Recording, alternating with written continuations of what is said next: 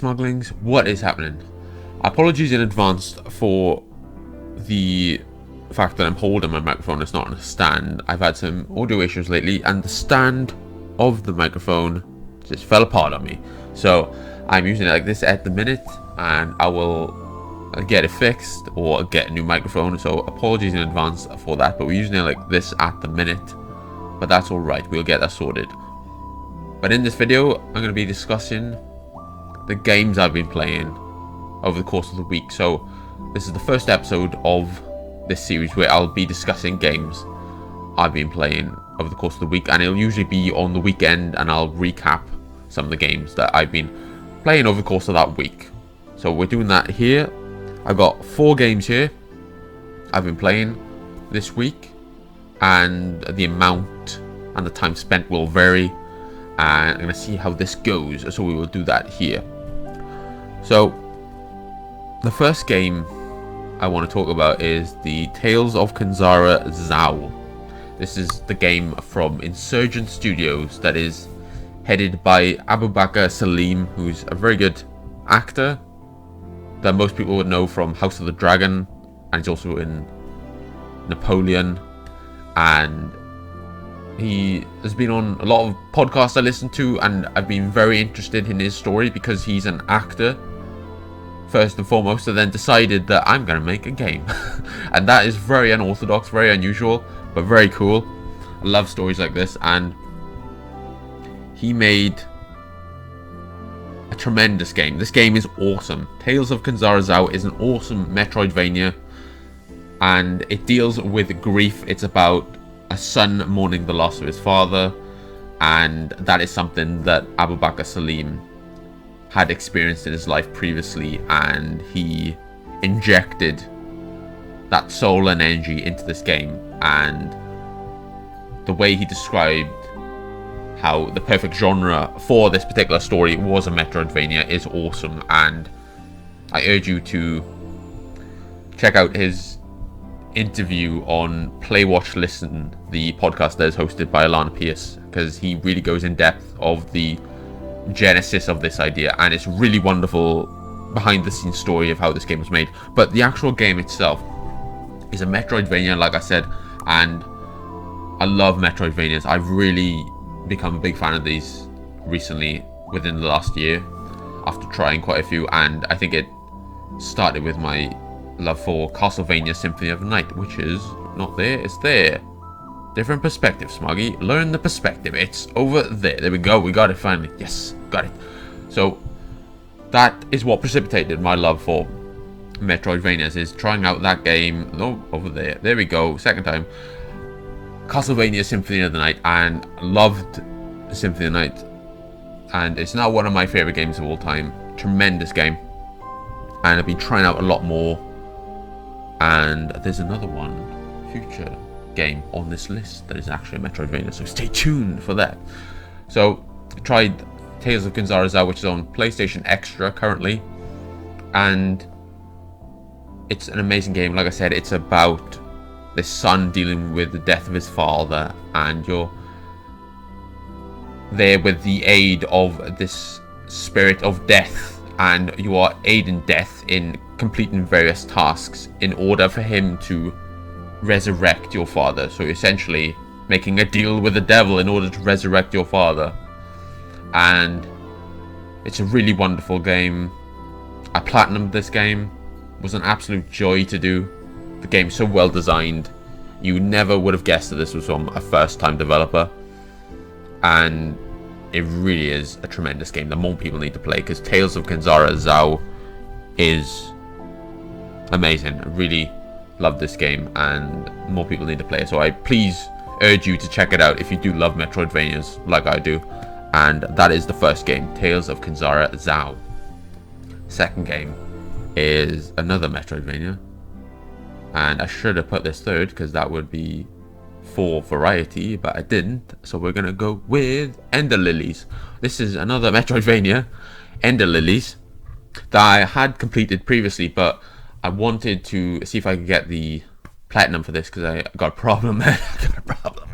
I got a problem. I need them platinum trophies, and I do enjoy getting platinum trophies for games I really love It's really enjoyable, and I love doing it. And I want to see if I can get it for this one. It's quite hard to get this one. Quite honestly, it is hard to get the platinum trophy for this, but I'm working my way through it. But this is a very similar game where you have this character that's traversing these environments and trying to defeat various enemies, and also you've got the feature of Metroidvanias, which is that you can go back to previous areas and access them once you've gained a new ability, and that's what you can do in Ender Lilies. And the sequel to Ender Lilies coming out very soon. I'm curious to try that, so I want to see if I could get the platinum trophy for this game. So we will see if we get that, but it's a very good game, Ender Lilies. I really do like it. It's almost got less of an emphasis on story than Tales of Quinzara Zhao, and it reminds me of the storytelling in the Dark Souls games, where you sort of have to explore the areas and the environments in order to gather information for the world. But it is an awesome game. Ender Lilies is very good. Urge you all to check out Ender Lilies. So the third game I'm going to discuss here is Days Gone. Days Gone is probably one of the first games I played on my PS5, because it was within the PlayStation Plus catalog at the time, I believe. So I did play it on PlayStation Plus and played it for 20 minutes probably, and then moved on to Shadow of the Colossus, which I'd been wanting to play for a long time on there. And I went back to it recently because my mate, a Sunny Game in 2020, who's an awesome YouTuber and Twitch streamer, you should definitely check out. He's a big fan of it, and I'd been curious about it before because it is a Sony published game, and there's always that level of quality to them in most of their releases, and I wanted to check this out because it's from Sony Bend Studio, and I always thought that Colorado was a really interesting setting for a game that I hadn't seen a lot. So I'd always been interested in seeing an open world game set in Colorado, and this game is great. This is almost like an open world version of The Last of Us.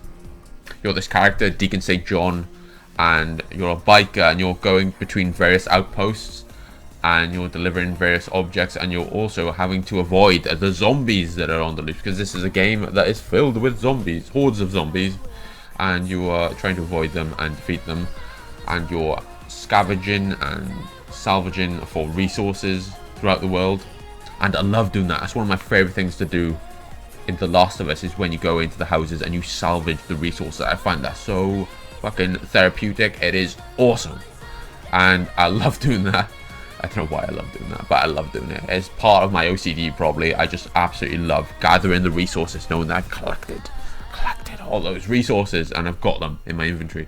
It's very satisfying, and this is a really great game. The gameplay, which is the start of the show, is very good, and it's very fine-tuned, and it is a game that is fun to play. More importantly, it is fun to go between these various outposts and scavenge what you can to get various parts for your bike, and to get the ammo, and to take out the infestation zones, which has all the zombies. So I loved Days Gone. Still playing it. I'm 6 hours into it at the minute, and I'm loving it. So I'm still very early on in the game, but I will definitely continue with Days Gone, and it's an awesome game, and I love playing it at the minute. So that is Days Gone, which is my main game at the minute that I'm playing, and I'm having a really great time playing it. So that is Days Gone. So the fourth game that I'm playing at the minute is The Legend of Zelda Ocarina of Time, and I tried this when I got it, and I wanted to play it a bit more, and still one of my favorite games of all time. I loved playing Legend of Zelda Ocarina of Time, and it's really great to play on the 2DS again, and I will play more of it, and it's one of the greatest games of all time. If you haven't played Legend of Zelda Ocarina of Time, I don't know what you've been doing, but go play the game. But it is amazing. It's a timeless classic, and I absolutely adore it.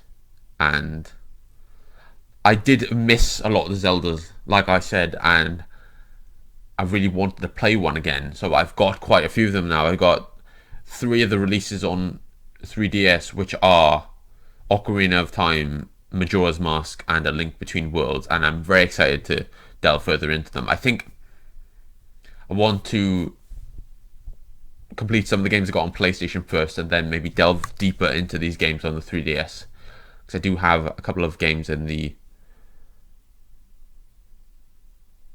back catalogue that I'd like to play on PlayStation at the minute.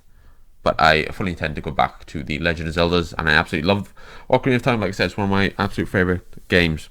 So, very happy about that.